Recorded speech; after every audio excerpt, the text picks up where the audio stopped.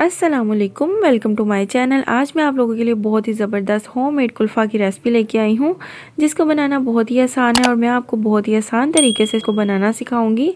और सबसे ख़ास बात यह कि मैं आपको इसको ब्रेड के साथ बनाना सिखाऊंगी, जिसका फ्लेवर बहुत ही मज़े का बनेगा।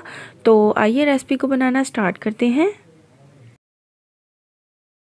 सबसे पहले एक कढ़ाई लूँगी, उसके अंदर 1.5 किलो दूध डालूँगी। और दूध मैंने यहाँ पे एक डिब्बे वाला यूज़ नहीं किया, फुल फैट क्रीम दूध मैंने इस्तेमाल किया है और आपने भी यही करना है।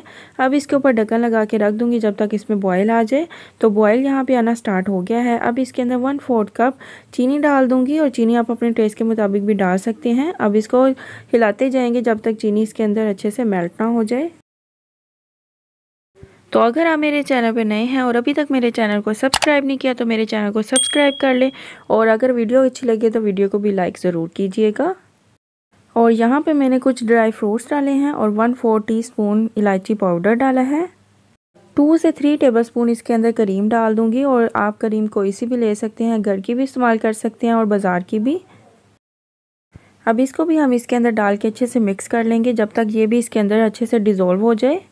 और फ्लेम आपने इसका मीडियम रखना है ताकि ये जो है दूध अच्छे से वो गाढ़ा होना स्टार्ट हो जाए।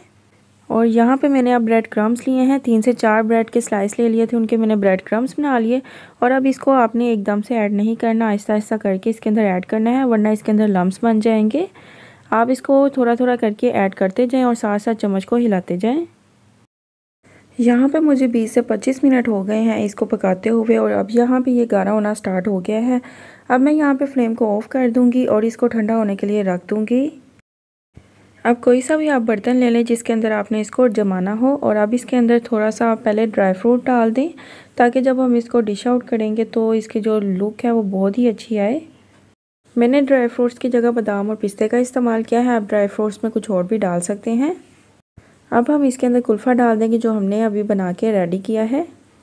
और अब इसको थोड़ी देर के लिए इधर रख देंगे ताकि ये ठंडा हो जाए।